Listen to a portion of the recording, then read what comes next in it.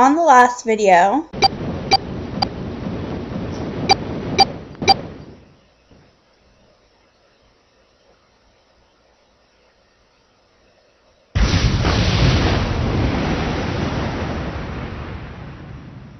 accompanied by the wall of angry water, Junpei shot out of the room and onto the opposing wall. Gasping to catch his breath, he looked around. He was in a narrow hallway. Yeah, no wonder. And it's starting to look a lot more like Titanic. I'm sorry. The wall that had followed him out of the room was rapidly pouring out from the door. It flowed quickly down the hallway and slammed into the foot of the short flight of stairs. Just 5 steps, in fact. And at the top of the short staircase, a door, another door. Junpei leapt up the stairs and straight for the door. The door bursted open and Junpei exploded out of it, only to freeze in his tracks. What other possible response could there have been to what he saw? What the hell? His voice trailed off and all he could do was stare. Wow, it's the freaking Titanic! It is the freaking Titanic from the freaking movie! It looks like the freaking movie! Holy crap, I'm sorry! The polished floor stretched out before him, ornate staircases rising up from the edges, and each one of them equidistant from the others. The stairs and pillars were solid wood and Art Nouveau embellishments and decorations covered the walls and pillars. It looked like nothing so much as the entrance of a luxurious mansion from the early 1900s. It is the freaking Titanic. Junpei couldn't help but wonder, was he really in a ship? Yes, you are in the freaking Titanic. The water quickly filled the hallway behind him, suggested that yes, he was. Have you seen the freaking 1996 movie? As he looked, a fresh wave rolled out of the room that he'd been in, gathering speed as it moved towards the stairs. Yeah, that's what I just thought. This is totally about... Wait, what the hell? A wave? Shit, I gotta get out of here. Junpei spun around, his wet shoes squeaking in protest on the polished floor, and ran towards the tremendous staircase in front of him.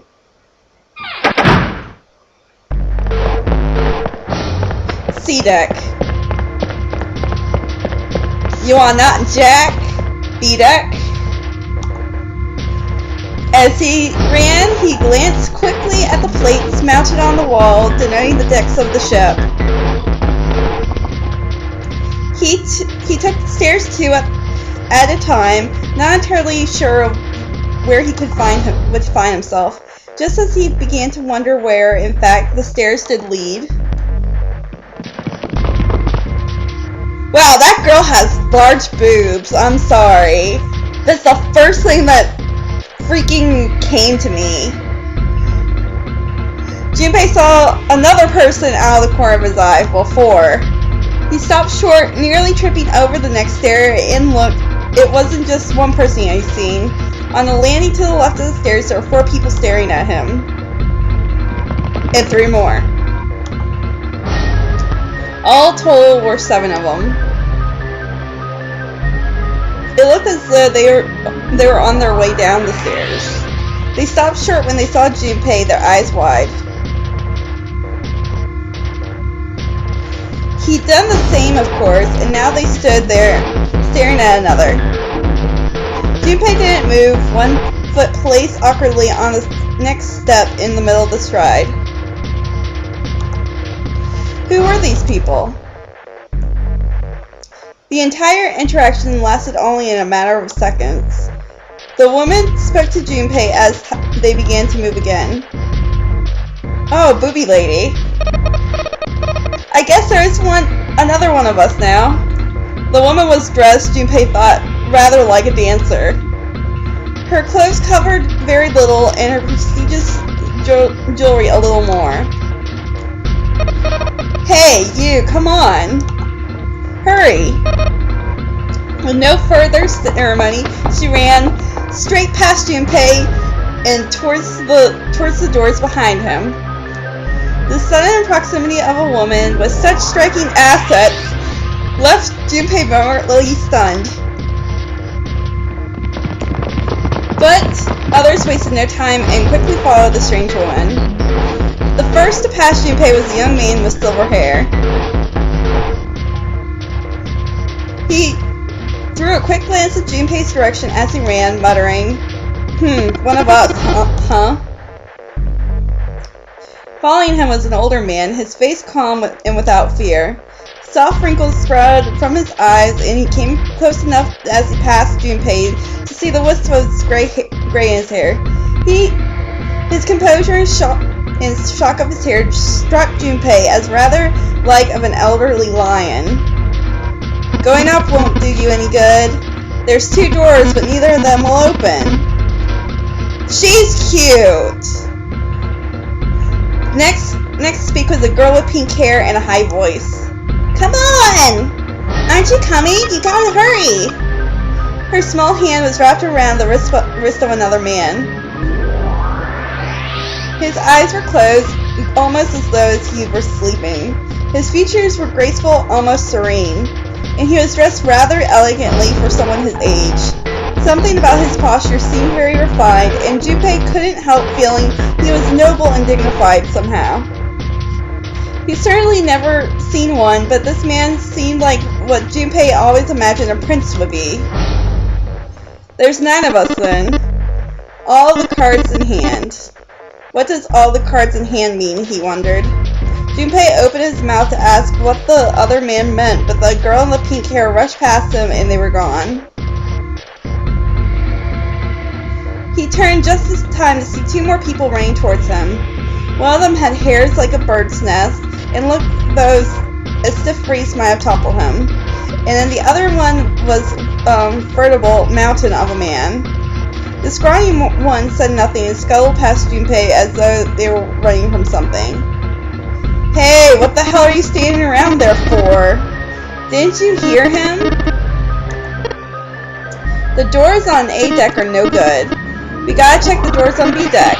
Got it? Now go! Before he had a chance to respond, the man laid a massive hand on Junpei's shoulder. With no more effort than Junpei would have used to brush aside in a fly, the man shoved him out of the way. Whoa! Thrown off balance by a man in recent events, it took Junpei a few steps to get his bearings. He finally regained his balance and looked up at what the other 7 had been running towards. There were 2 pairs of large iron doors set into a wall in front of them. They looked quite sturdy, and each of them had handles just jutting from them. Ran across the surface of each door in red paint was a number. The door on the right had a 4, and the door on the left had a 5. They're the same! The guy Junpei decided to call Silver was mumbling to himself. The room I woke up in had a number on the door just like that. You too, eh? With arched eyebrows, the lion looked over at Silver. My cell was the same. A number upon the door. I opened it, ran down the hallway outside, and found myself in a rather grand room, full of stairs, as I suspect did the rest of you.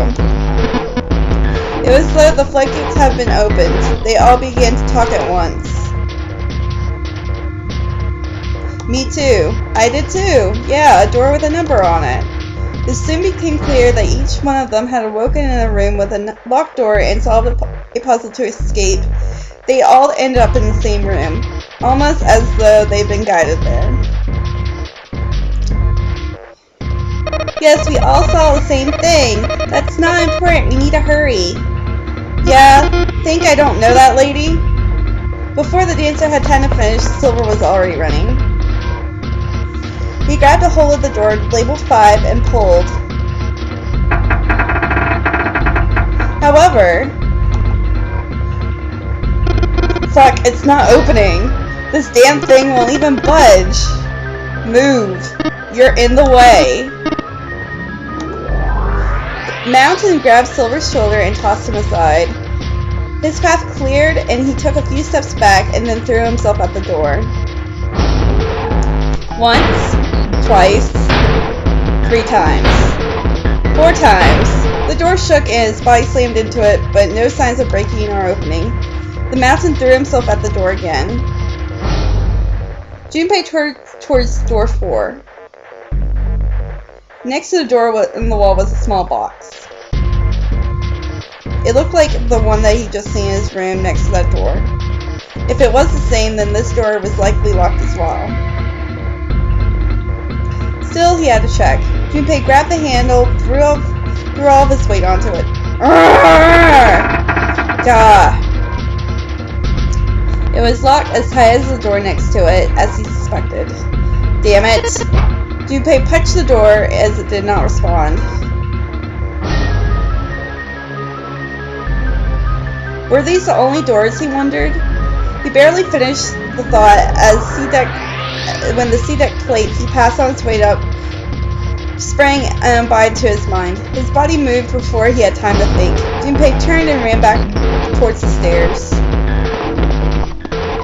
He'd scarcely taken a step when, at the top of the stairs next to an ornate clock embedded in the wall, he saw a person. She's cute! It was a girl, and she looked to be the same age as Junpei. He froze, unable to look away from her face. He wasn't confounded by her beauty or anything someone equally silly. No, there's another reason he couldn't take his eyes off his girl.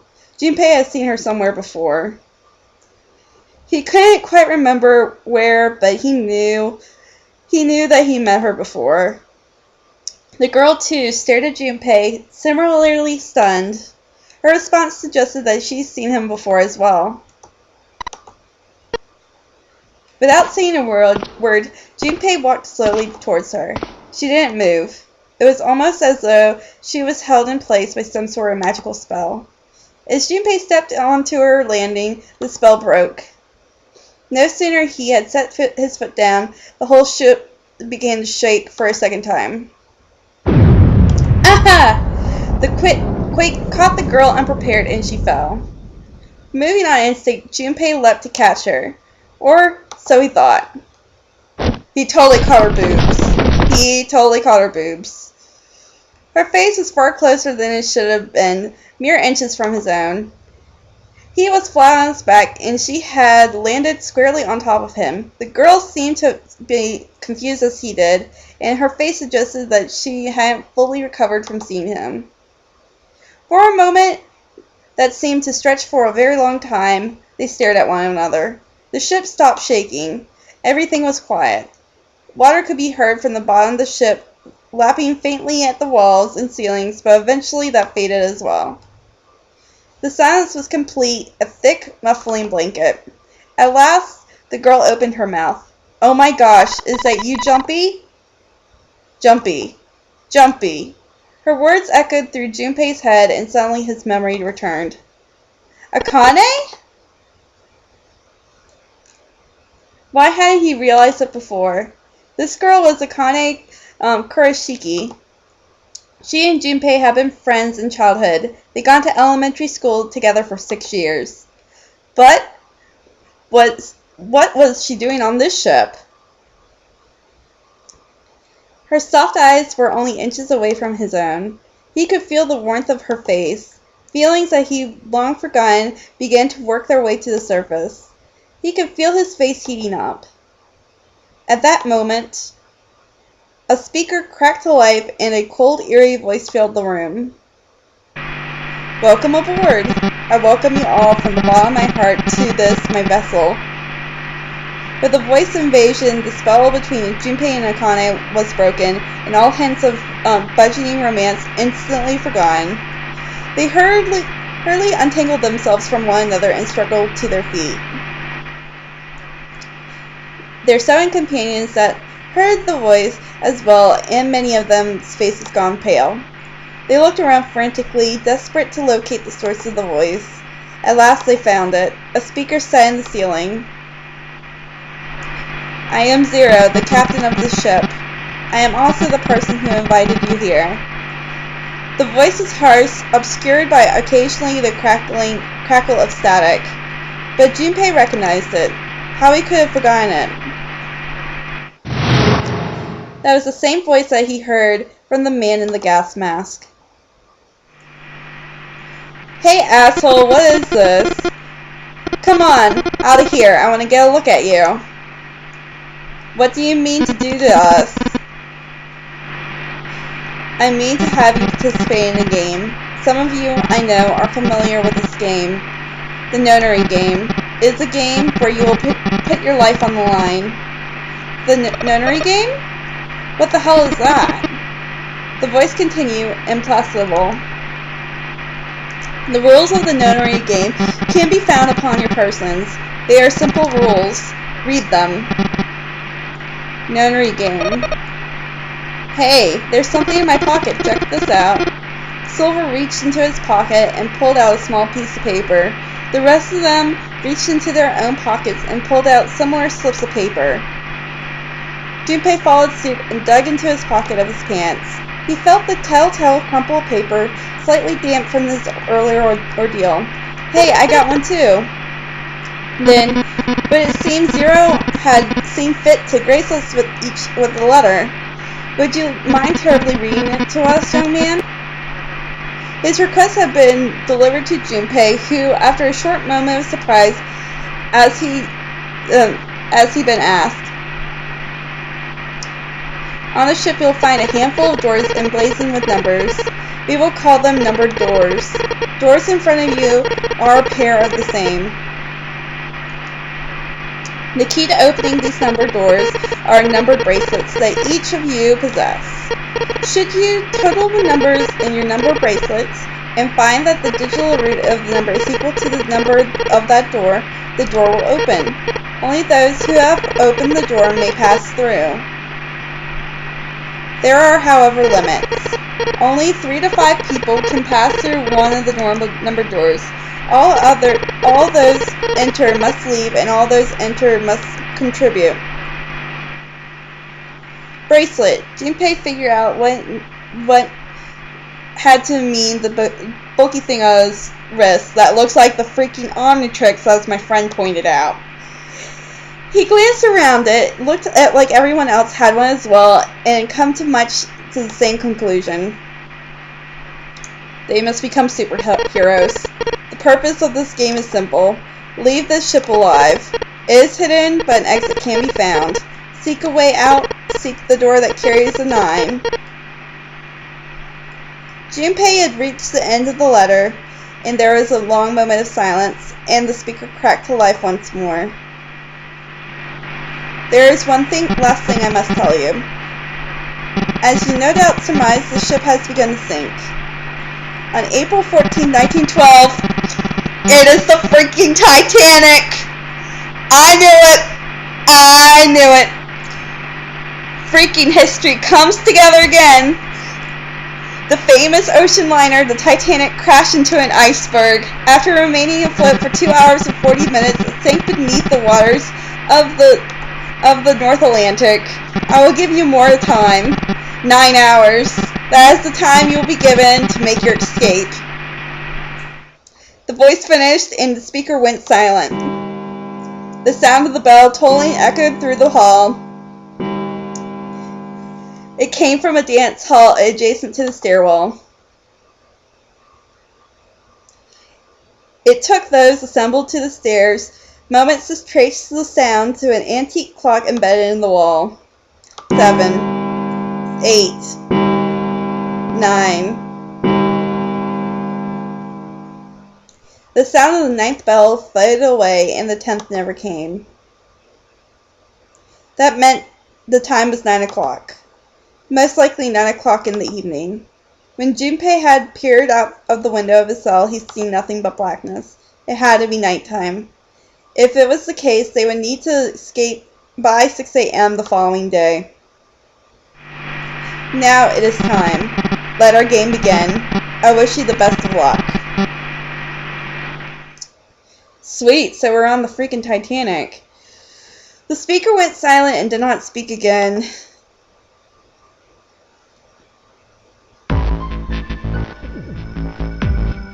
Silver yelled at the speaker with language coarse enough to embarrass the sailor, but the rest of Junpei's companions were silent and deep in thought. Junpei, too, was consumed by his thoughts. There was a great deal he didn't understand. Who was Zero? What was the nunnery game? Why had he been chosen to make them part of it? Was he a criminal who took delight in playing with his victims? Or did he have some other purpose? And why had Junpei been chosen as part of this insane game? Why had any of them been chosen? But one question was foremost on his mind. Akane. They hadn't seen one another since elementary school. Why had she appeared now? Coincidence? No, that seemed impossible. There had to be a reason. He didn't know what that might be, but there had to be a reason. Very well. The lion's voice seemed oddly loud in the silence. Standing around here won't do us any good. Best we get moving, don't you think? Get moving? Are you planning to open the numbered doors? Hey, wait! Don't tell me you're actually going to do this? What Zero says? No, that's not what I meant. The lion shook his head, mildly annoyed. I'm saying let's find another way. After all, we haven't really examined this place yet. We what?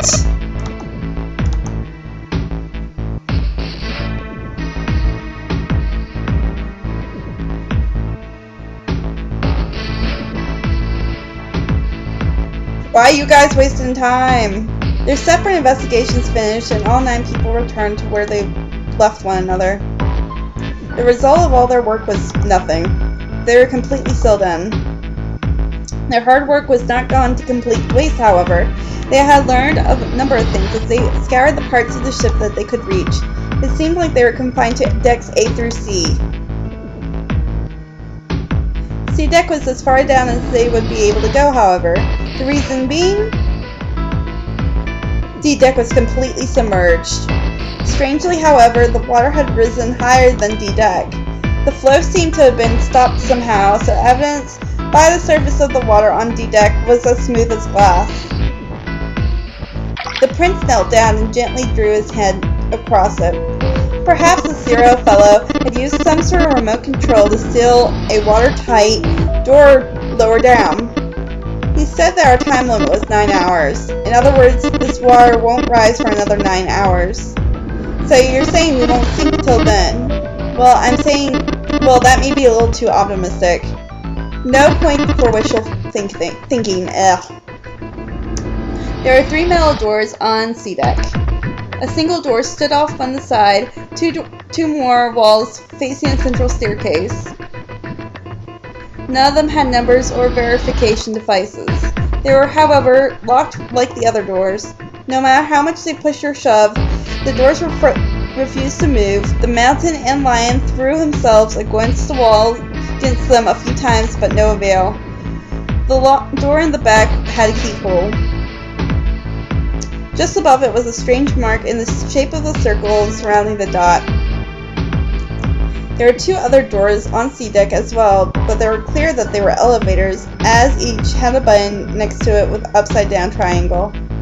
They tried pushing the button. No response. And apparently there was no power running to the elevators. To the left of the elevator was the car reader. It had a strange mark on it, which looks like Saturn. That looks like freaking Saturn. It looked like a lowercase h with a dash across the upper stem of the H. Junpei stared at the wall. Oh my god, now I'm thinking Sailor Moon. This is the symbol of Saturn. Yes, it's an astrological symbol. Then the mark on the other door. I think that's the sun symbol. They had seen the same symbols on A deck. Yep. There was a door on either side of the stairs. One on the left had a keyhole with the similar symbol engraved on it. That is Earth. Yep. The horizontal line symbolizes the equator, and the vertical one represents the prime meridian. Junpei looked up at the ceiling. There was a great circle cut into it, perhaps for a skylight or glass dome, but it had been filled with a gargantuan metal plate. The metal looked very solid. Anything short of an explosive charge was unlikely to damage it. There were several windows along both sides of the ship, or at least there had been. They too were covered with metal plates. In other words, it's a puzzle! We're trapped. All the exits go nowhere. Junpei was not happy. The girl with the pink hair spoke up. Well, I'm sure they go somewhere. We just can't open them.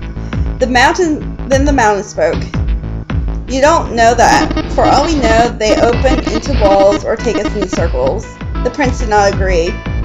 I know, I'm sure they go somewhere, otherwise what point would there be? And we can open them. Well, 2 of them at least.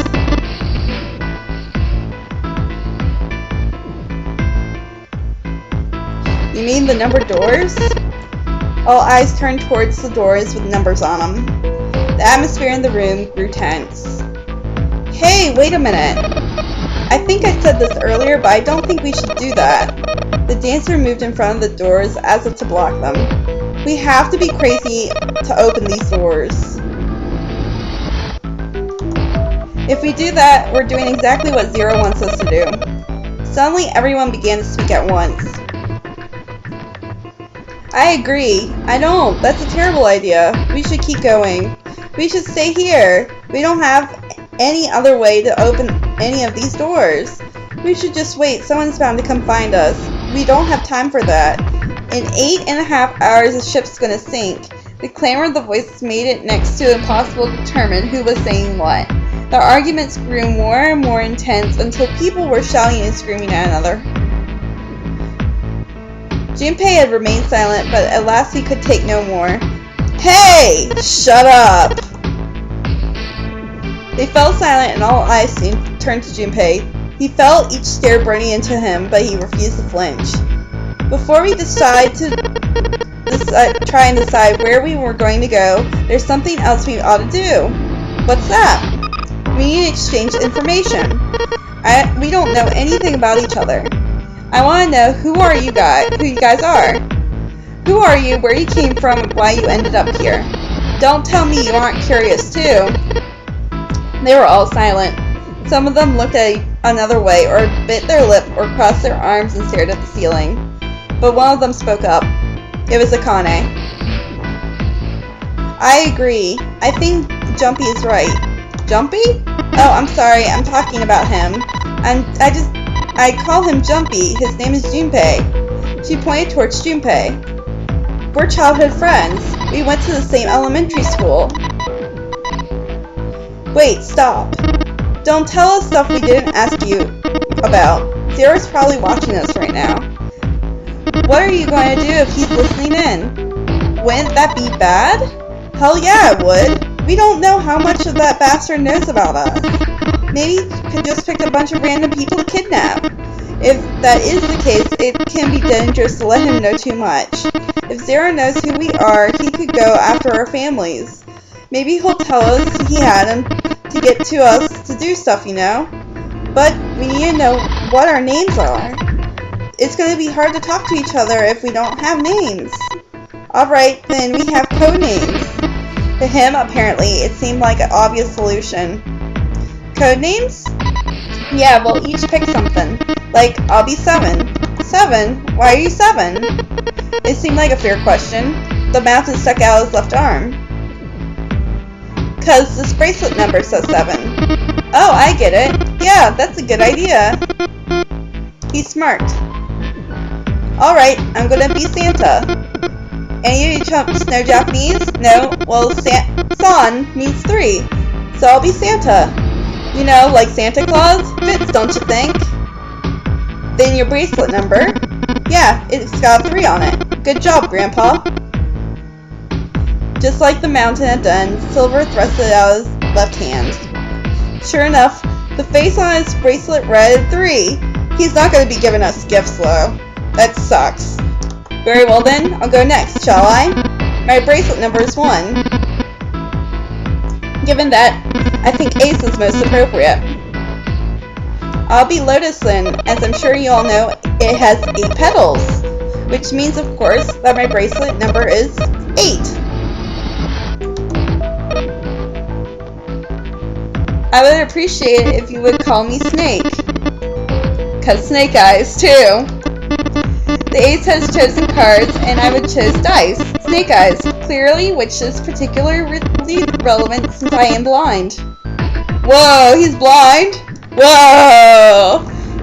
He kept his eyes closed during the entire ordeal, which suggested something strange, but to hear it said so casually, something of a surprise. Everyone seemed a little nervous at the prince's proclamation, but no one seemed to know how to react to it. There was one person, however, who didn't seem surprised in the least. It was a girl with pink hair. I want to be Clover.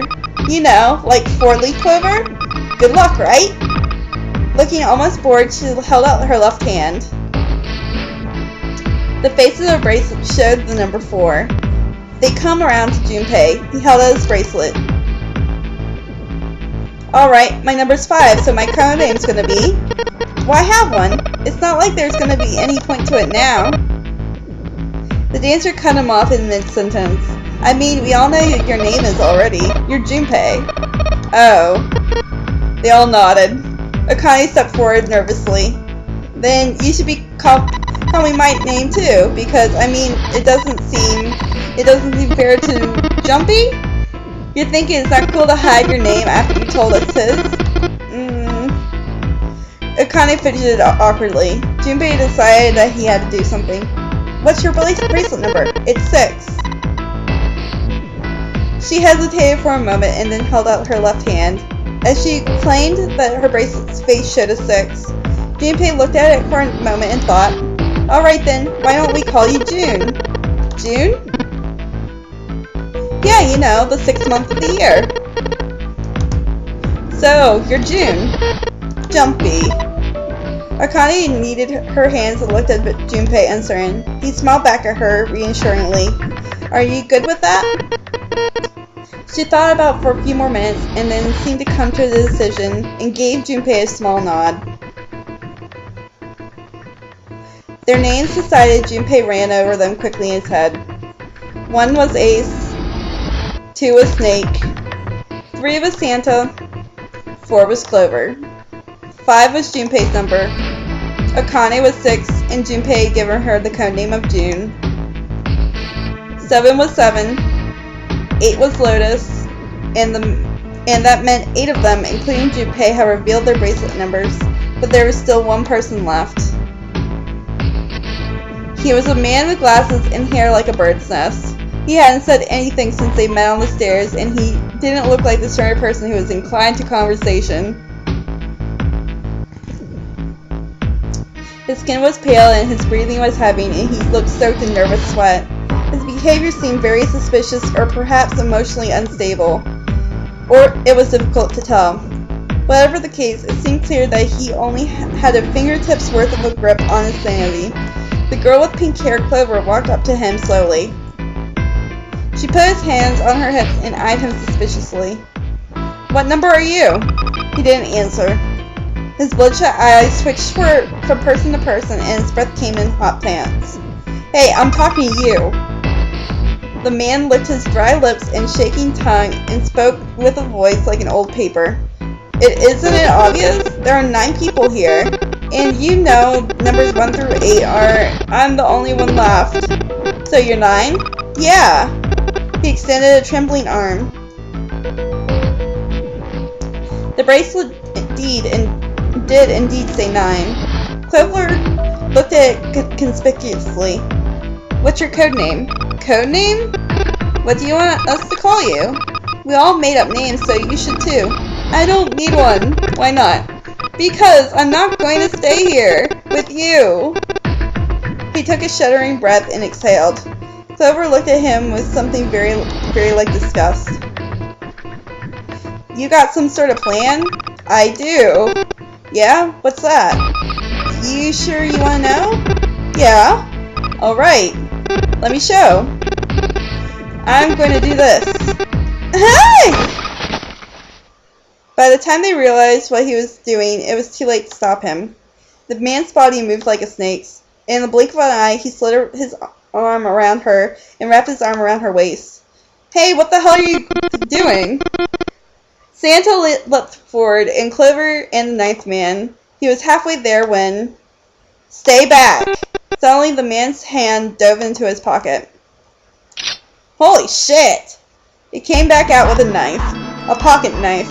He held it to Clover's pale, quivering neck. If you get any closer, I'll cut her open. Santa skidded to a halt and snarled at the scrawny man with the knife and gritted his teeth. Yeah, that's right.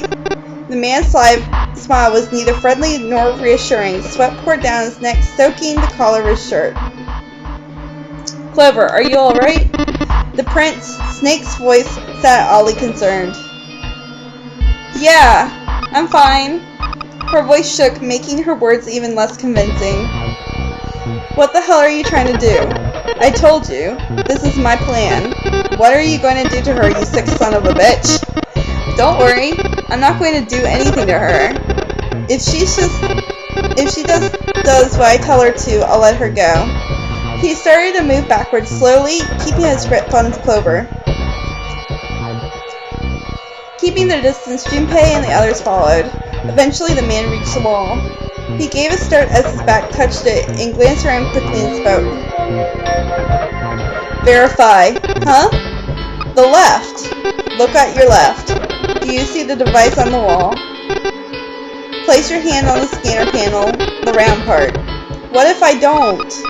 The man's nostrils flared and he looked like he was about to choke. Are you an idiot? What do you think? I could slit your throat right now. I'll kill you if I have to. All I need is your bracelet. Just do it. Do it now. He pressed the knife against Clover's neck hard. Slowly, he stretched her left hand out towards the device. Her back was to it, and she had to feel around for a moment before she found the circular panel. It made a cold electronic noise on the display above her hand. An asterisk appeared.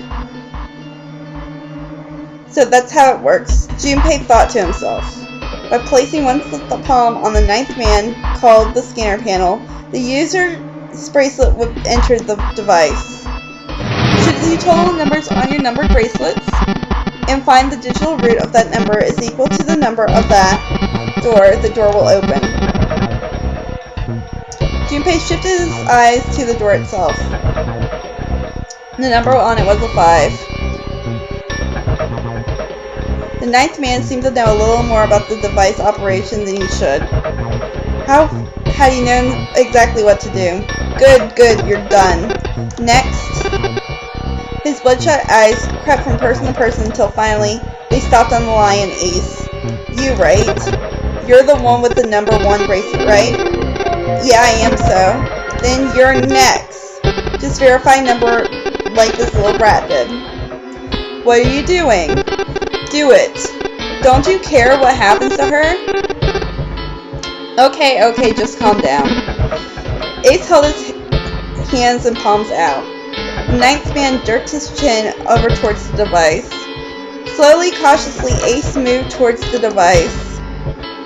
This guy is a freaking asshole. After seeing what like an agonizing eternity, he reached it. Now verify. Ace nodded and placed his hand on the scanner panel. The device beeped again and a second asterisk appeared. Now the device had Clover and Ace's numbers, 1 and 4. 1 plus 4 is 5. The same as the number written on the door. But it wouldn't open just yet. Only 3 to 5 people can pass through the numbered door. The door needed at least one more person. Who would that be? Get back! His voice shook, but the knife he held to Clover's throat made the words a command. Ace took 2 and then 3 steps back. No, farther, more than that. Go all the way back. Slowly, Ace did what he was told. The ninth man's lips curled into a cruel, twisted smile. That was when Junpei understood his plan. Clover's 4 and Ace's 1, added to the ninth man's 9. 4 plus 1 is 9, is 14. 1 plus 4 is 5. In other words,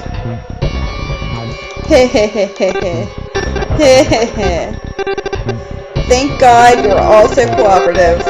Now I can get out of this nightmare. He pressed his own hand against the scanner panel. A third asterisk appeared on the screen. He dropped his hand to the lever on the side of the device and pulled.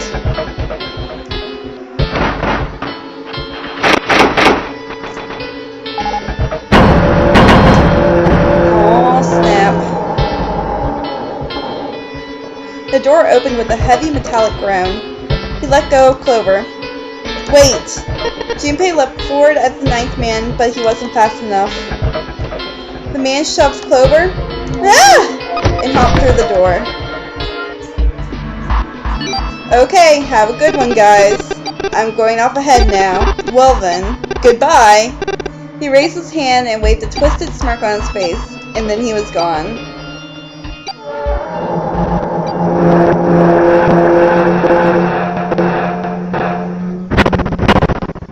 The door ground shut, and with the dull clang of metal on metal. Clover, are you all right? Snake ran to Clover's side as she laid on the floor. Yeah, I'm fine. She climbed unsteadily to her feet, and once there, leaned heavily on Snake's shoulder for support. Junpei ran to the door. The others followed him. Several pairs of hands grabbed onto the handles and pulled. They grunted and strained, but nothing. Shit, it won't budge. That was when Lotus, the dancer, spoke. Her voice was quiet. Do you hear something? Like what? Like some sort of beeping?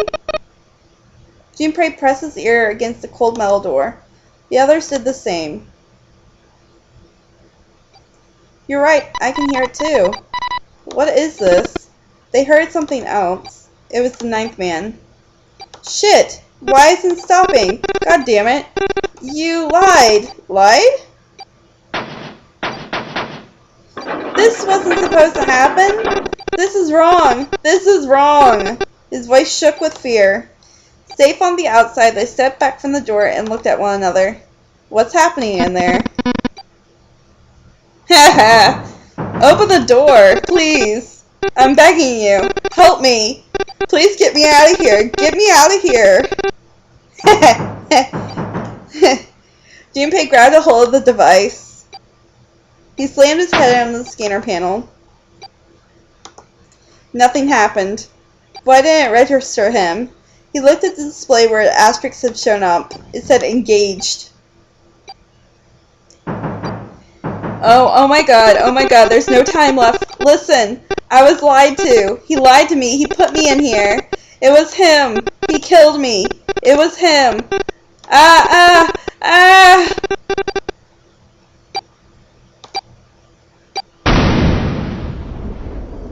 Oh damn.